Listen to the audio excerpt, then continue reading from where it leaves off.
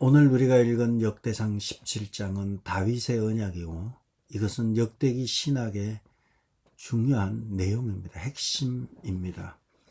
역대기 신학이라 하는 것은 크게 네 가지인데, 첫째는 다윗 왕조에 대한 이야기고, 두 번째는 성전 중심의 신학이 있습니다. 성전이라는 것은 예배와 관련되는 것입니다.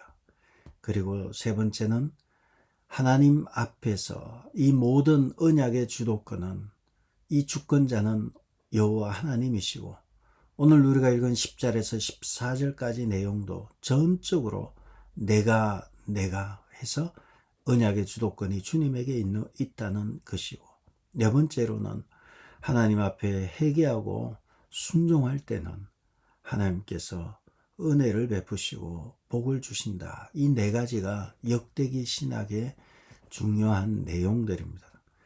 특별히 세 번째, 네 번째는 그렇다 치더라도 이 첫 번째, 두 번째 다윗 언약과 성전 중심 신학은 역대기에서 중요하게 다루는 것이고, 이 역대기는 포로 귀한 공동체를 위해서 쓴 책이 역대기고, 포로 귀한 공동체와 관련되어서 그들의 가장 중요한 것은 성전 재건이었습니다. 성전을 건축하는 것이었습니다. 에스라, 느헤미야, 학개, 스가랴, 말라기, 이러한 선지자들은 한결같이 성전을 재건하는 문제를 말하고 있습니다. 그렇다면 이 역대기의 이 중요한 주제들, 다윗 언약은 무엇입니까? 또 예배와 성전 중심 이런 걸 왜 주셨을까요? 우리는 근본적인 문제를 놓고 한번 생각해 볼 필요가 있습니다.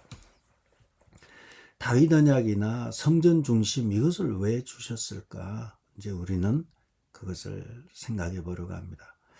다윗 언약은 일단은 모든 것은 독자와 관련되어 있습니다. 그 책을 읽는 독자, 그리고 편지를 쓸 때는 수신자들과 관련되어 있어요.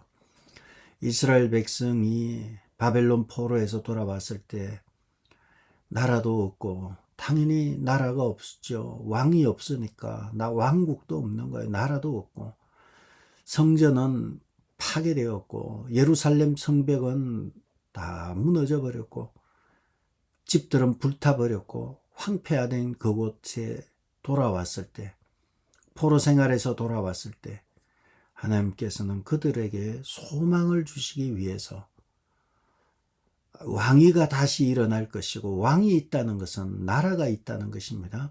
왕이 있으니까 나라가 있잖아요. 다시 영원한 견고한 왕을 내가 세울 것이고, 왕조를 일으킬 것이고, 그 왕은 이전에 사울 왕과 같지 아니하고 영원한 왕위를 가질 메시아라는 것을 말씀하므로, 우리나라는 망하지 않았구나. 우리에게는 왕이 있고 그의 나라가 있구나. 우리는 희망이 있구나 생각을 하게 되죠. 두 번째는 예배와 성전 중심이 되잖아요. 성전이 있다는 것은, 성전은 만민이 기도하는 집이고, 성전은 솔로몬이 성전을 건축하는 이야기가 역대하에 나오잖아요. 그래서 역대하에서는 내 마음과 내 눈이 항상 이곳에 있겠다, 기도하는 집이고, 예수님께서는 내 집은 만민이 기도하는 집이다 하셨고, 또 우리 주님께서 역대하에서 말씀하시기를 그곳에서는 만나는 곳이라는 거예요. 온갖 종류의 질병과 온갖 종류의 저주가 있지만 하나님 앞에 나올 때, 심지어 내 이름으로 일컫는 내 백성이 그 악한 길에서 떠나서 스스로 겸비하여 기도하여 내 얼굴을 구하면 내가 하늘에서 듣고, 원컨대 주는 하늘을 가르고 강림하여 달라고 이사야 64장에 말한 대로 내가 하늘에서 듣고 그 땅을 고쳐주겠다, 황폐한 땅을 고쳐주겠다 약속하신 것이죠.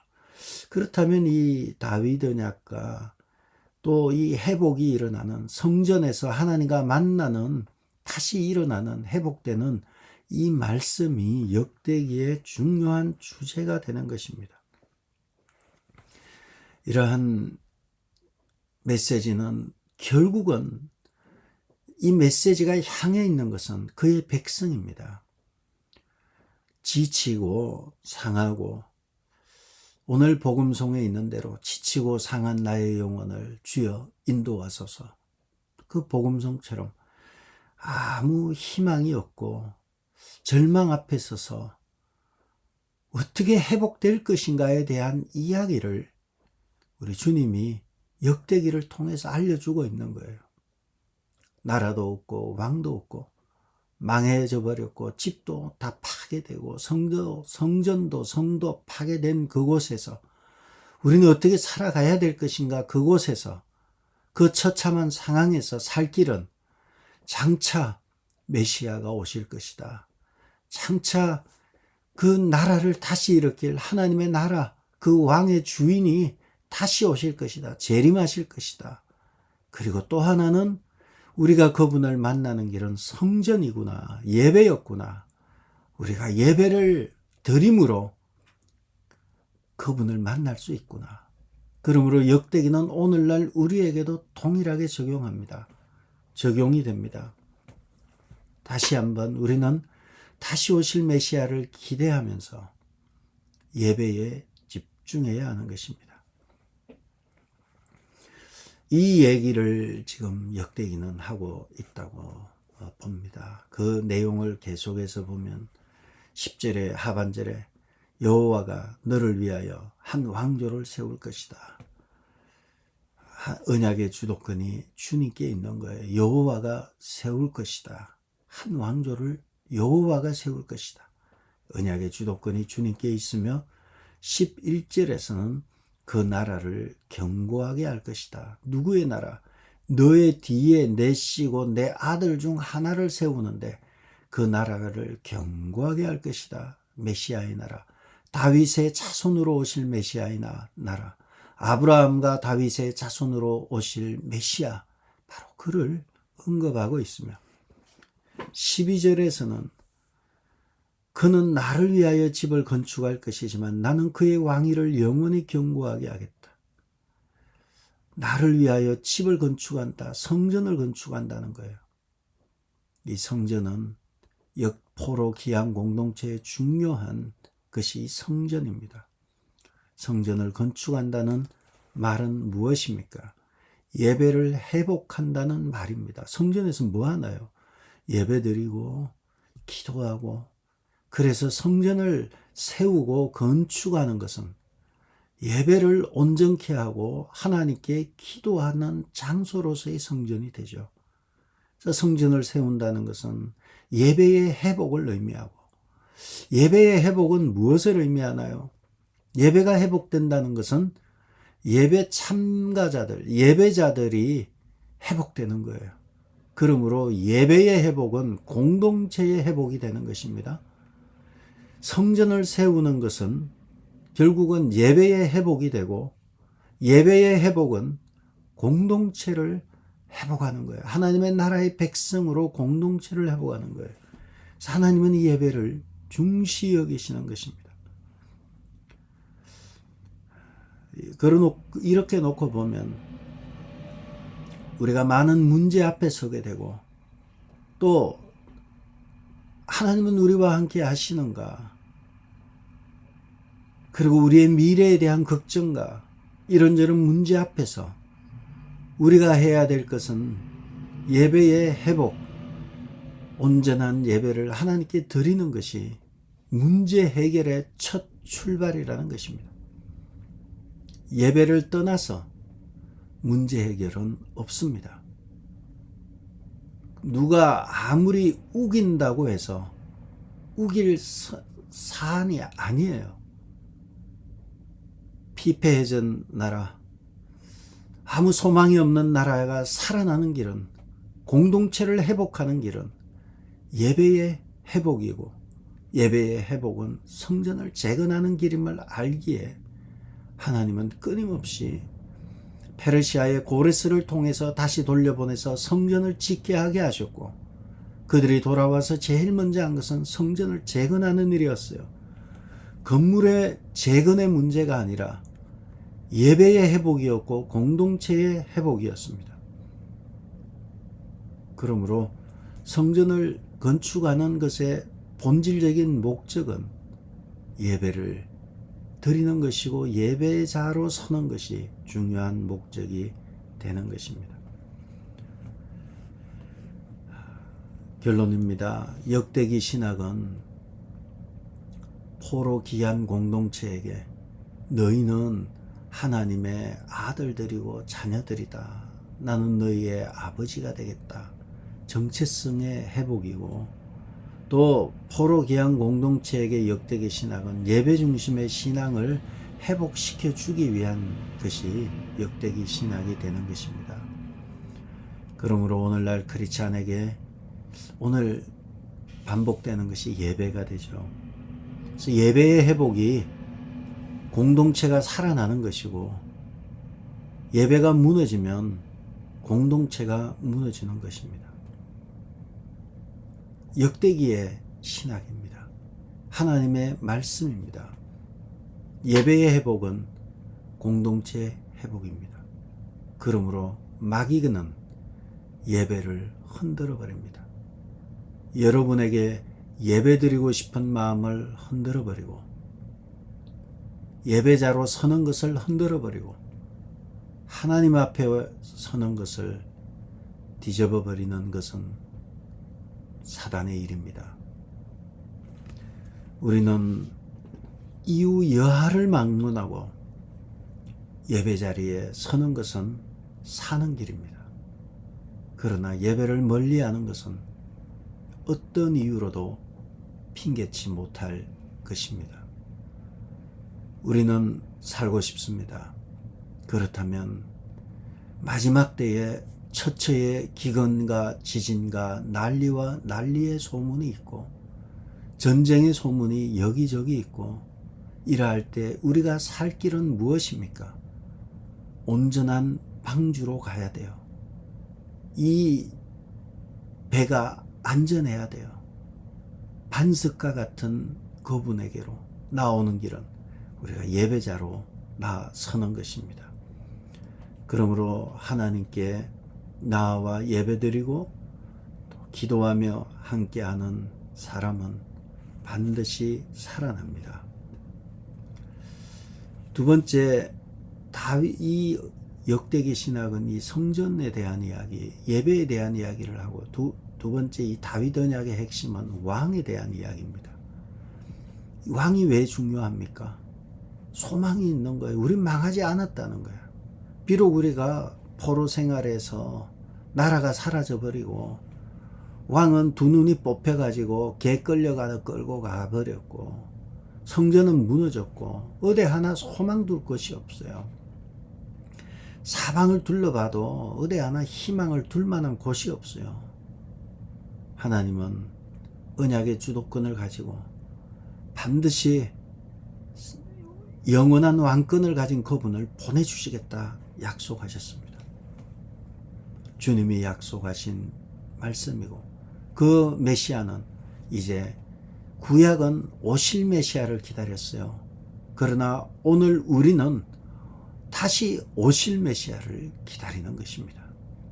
그분을 기다리는 거예요. 오실 메시아, 성경에서 약속하신 하나님의 나라, 그 나라의 왕이신 예수 그리스도를 기다리는 것입니다. 어떻게 기다리나요? 예배 드리면서 주님께 나오면서 기다리는 것입니다.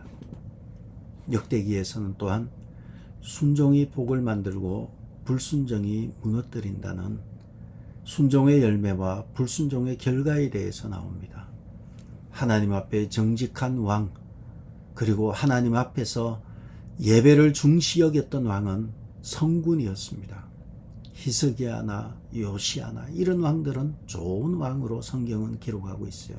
왜냐하면 성전을 보수하고 수리하고 재건하며 예배에 집중하였기 때문입니다. 오늘날 우리는 우리 자신을 좋은 성도인가 나쁜 성도인가 어떻게 봐야 되나요? 예배에 대한 태도로 보는 것이에요. 성전에 대한 태도로 보는 것입니다. 주님의 교회를 사랑하고 내 주의 나라와 그 주님이 계신 그 교회를 사랑하고 성도들을 섬기는 일을 기쁨으로 여기고 나는 교회 사찰이다 이런 생각으로 두루두루 다니면서 여기저기 다니며 일을 하고, 아니 일하는 게 뭐 그리 중요하나요? 저는 일하는 거 중요하게 안 여겨요, 크게. 하지만 그 마음을 주님은 보시기 때문에 그래요. 그 마음을 주님이 보십니다. 다윗은 하나님의 성전을 건축할 마음을 가졌는데 도리어 하나님은 다윗의 집을 세워주시고 영원한 언약, 영원한 왕권을 주셨던 것입니다. 단순하게 다윗은 순수한 마음을 가졌는데 하나님은 큰 복을 주셨던 것입니다. 여러분이 봉사가 중요한 것이 아니라 내가 하나님 앞에 어떤 마음으로 그 중심이 바르면 하나님은 그 중심을 보시는 것입니다. 그리고 세상이 내가 하나님 앞에 작은 것 바쳤는데, 내 마음 바치고 내 중심 바쳤는데 하나님은 큰 것으로 우리에게 주시는 것입니다. 저는 확실히 믿습니다. 여러분, 온전한 예배자로 서고 하나님 앞에 나올 때 하나님은 큰 복을 주실 것입니다. 최종적인 결론을 한 번 더 말씀드리겠습니다. 역대기는 다윗 왕조의 약속과 그리고 성전 중심의 신학, 즉 예배를 강조하였습니다. 왜 역대기 기자는, 왜 하나님은 이 왕조의 이야기와 성전에서 이 예배의 이야기를 강조하였을까요? 도대체 왜 우리에게, 역대기 기자는 왜 이것을 강조하였고 이것이 오늘 우리에게 주는 메시지는 무엇입니까? 왜 주님은 우리에게 이 얘기를 하실까? 다윗 왕조의 얘기와 성전 중심의 신학, 예배 이야기를 하실까? 여러분은 왜 하실 것 같다고 생각하나요? 그 목적은 우리를 위해서입니다. 그 대상이 그의 백성입니다. 바로 우리를 위해서입니다. 아니 우리가 이 메시지를 받을 만한 시대적인 상황도 아닌데 왜 이 얘기를 주셨을까요?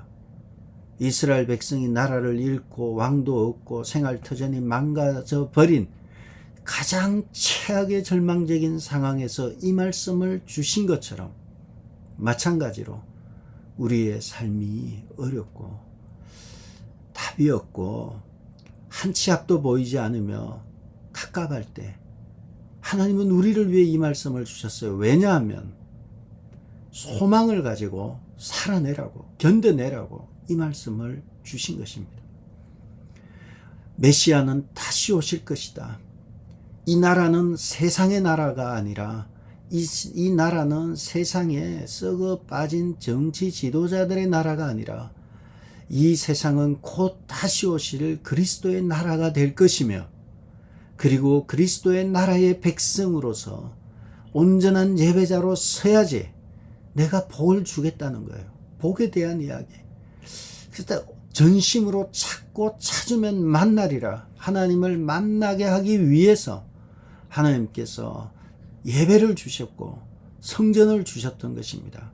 우리를 주일마다 교회 나와서 그냥 괴롭히고 그냥 억지로 나와서 앉아 있으라고 하는 예배가 아니라 나오는 그들에게 복 주시기 위해서.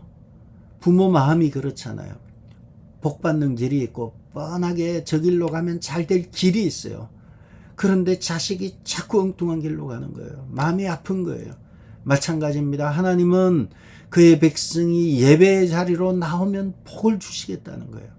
예배의 자리에 나와서 예배드리고 찬양하고 기도할 때 하나님께서는 복을 주고 싶어 하시는 것입니다. 그래서 성전과 다윗 왕조와 예배와 이 모든 것은 우리에게 복을 주시고 싶어 하는 거예요.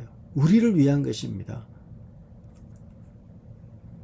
지치고 상한 그의 백성을 사랑하고 회복시켜 주기 위해서 예배를 드림으로 예배를 드려야지 회복이 되기 때문에 하나님은 이 예배에 집중하기 위해서 성전을 건축하고 그리고 그 백성들이 끊임없이 학개와 스가랴와 말라기와 에스리야와 느헤미야를 통해서 예배자로 서라고 얘기하는 거예요. 성전을 건축하라는 거예요. 성전 공사가 중단되자 그거 하지 말고 빨리 너의 일상의 삶에서 떠나서 성전을 건축하는 일에 집중하라는 거예요. 스가랴에게도 얘기했잖아. 힘으로도 되지 아니하고 능으로도 되지 아니하며 나의 여호와의 신으로 나의 신으로 되느니라. 성전 재건을 집중하는 것은 건물을 건축하는 게 목적이 아니라 예배자로 서는 것입니다. 그러므로 예배를 드리는 것은 회복의 시작입니다. 우리를 회복시키려고 우리에게 복을 주시려고 예배의 자리로 부르는 것이 역대기의 신학입니다. 그러므로 우리는 예배에 대한 태도만 보면 하나님이 살리기로 작정하셨구나. 저 상황에서 예배를 드리러 왔구나. 살 사람입니다. 예배에 대한 바른 태도는 살 사람이에요. 사는 길이 그것이니까 아버지의 마음인 하나님의 마음이 자식이 잘되고 복받고 그 삶이 편안한 삶을 위해서 하나님은 예배의 자리로 끊임없이 인도하시고 성전을 건축해 하셨던 것입니다. 온전한 예배자, 전심으로 찾고 찾는 예배자, 예배와 말씀이 자꾸 듣고 싶어 오는 자에게 그런 마음이 드는 것 자체가 해답의 시작입니다. 그러므로 내가 예배를 드리고 싶어서 오는 거 아니에요. 내 마음에 예배가 드리고 싶은 열정이 생기는 것이고 예배를 드리고 싶은 마음은 결국은 하나님이 문제를 해결하기 위해서 예배에 대한 마음을 주셨던 것입니다. 그래서 예배를 드리기 위해서 예배에 대한 열망으로 밤에 잠을 자지 못하고 성전으로 찾아 나오기도 하고 예배에 대한 열망으로 주일마다 기쁜 마음으로 주님 앞에 나오는 성도들은 이미 응답이 시작된 것입니다. 살 길이 열린 것입니다. 복을 주시기 위해서 예배에 대한 마음을 뜨겁게 하신 것입니다. 다윗이 기쁜 마음으로 여호와의 집을 건축하려고 했을 때 하나님께서 그 마음을 보시고 다윗의 집안을 일으켜 세우셨습니다. 전심으로 찾는 마음이 들 때 응답의 시작이 된 것입니다. 어제 우리는 역대기를 어제 오늘 보고 있는데 어제 이런 이야기를 들었습니다. 그래서 여러분과 나누려고 합니다. 새벽 설교를 2번 듣고 세 번째 들으려고 하였다고 합니다. 저보다 2번, 3번 들으면 정말 신학을 해야 될 분들 아니겠습니까? 새벽 설교를 2번, 3번 들으려고, 2번을 듣고 세 번째 들으려고 하는데, 이분에게는 늘 마음속에 염려와 걱정과 근심이 있습니다. 그러한 가운데 세 번째 들으려고 하는데, 이러한 염려로 인해서 잠을 이루지 못할 정도로 많이 힘든 가운데 있었지만, 하나님께서 그 마음에 또 문제에 은혜를 주셔서 문제 해결의 첫 발을 내딛게 하고 이제 시작이 되었습니다. 여러분, 예배를 드리고 싶은 3번을 들으면 문제가 해결된다 이런 얘기 아니에요. 2번 들으면 해결되고 3번 들으면 확실하게 해결되고 그런 거 아니에요. 저의 설교가 그렇게 뛰어나고 이런 것도 아니에요. 하나님은 그 마음에 답을 주시기 위해서 불쌍히 여기셔서 말씀의 길을 열어주셨던 것입니다. 예배를 드리고 싶고 설교를 듣고 싶은 마음을 주신 거예요. 두 번을 듣고 세 번째 들을 때 하나님께서는 응답을 시작하시는 거예요. 시작이지만 조금씩 시작이지만 응답하시는 것입니다. 중심이 하나님을 향해서 예배드리고 싶은 마음이 들고, 그리고 이러한 마음을 하나님이 먼저 주시고 예배를 드리려고 또는 말씀을 드리려고 할 때 문제가 해결되기 시작하는 거예요. 역대기를 통해서 우리에게 주는 메시지가 무엇입니까? 하나님은 우리를 너무너무 사랑하시고 그의 백성을 너무너무 사랑해서 하나님은 나라가 망할 때에도 거기 있었고요. 바벨론으로 끌려갈 때도 또 따라가셨고요. 바벨론에서 아주 생고생을 할 때도 거기 계셨고요. 포로지에서 예루살렘으로 돌아올 때도 계셨고요. 성전을 건축할 때도 동행하셨습니다. 하나님은 계속해서 이스라엘 백성과 함께 하셨습니다. 왜 그렇습니까? 사랑하니까. 피폐해진 그 백성을 살리는 길은 예배자로 세우는 길이 사는 길이구나. 유일한 길은 하나님께 나오는 길이구나. 그것을 알기 때문에 하나님은 포로에서 돌아온 그들에게 성전을 건축하고 성전을 재건하며 예배를 회복하라고 온전한 예배자로 서게 하려고 하셨던 것입니다. 불타는 식어진 가슴에 불을 지피는 이러한 일을 하셨던 것입니다. 그것이 예배입니다. 하나님께 예배드리고 싶고 하나님께 전심으로 기도하고 싶다면 그것은 문제 해결의 첫 발을 내디딘 것입니다. 하나님의 인도함과 복을 위해서 기도하시기 바랍니다. 오늘 우리에게 역대기가 주는 교훈은 그 어떤 절망적인 상황 가운데서도 그 어떤 피폐한 상황 가운데서도 희망이라고는 하나도 찾을 수 없는 상황 가운데서 다시 오실 영원한 왕이신 우리 주 예수 그리스도를 소망하고 그분이 다시 오실 때까지 우리는 온전한 예배자의 자리로 돌아갈 때 깊은 절망 가운데 캄캄한 어둠 가운데 살아날 것입니다. 이것이 역대기가 오늘 우리에게 주는 교훈입니다. 여러분 살고 싶으면 예배의 자리로 나오시기 바랍니다. 그리고 예배의 자리로 나오는 것은 하나님의 사랑이고 하나님의 은혜를 주셔서 가능한 것입니다. 여러분의 매일의 삶 가운데 하나님을 향한 이 불타는 마음, 식어진 가슴에 불이 데펴지는 이러한 은혜가 여러분에게 있기를 주의 이름으로 축복합니다. 기도하겠습니다. 아버지 하나님, 역대기를 통해서 다시 오실 예수 그리스도를 소망하며 온전한 예배자로 설 때에 문제가 해결되기 시작함을 보았습니다. 사랑하는 귀한 베이직에 속한 모든 성도들과 새벽의 성도들, 우리 하나님 함께하여 주셔서 예배드리고 말씀을 듣고 마음이 흔들리지 아니하며 주님께 온전하게 정해서 진심인 예배의 진심인 그러한 성도들이 되어 하나님이 주시는 한량없는 의와 평화와 희락이 넘치는 귀한 성도들 되게 도와주옵소서. 예수님의 이름으로 기도합니다. 아멘.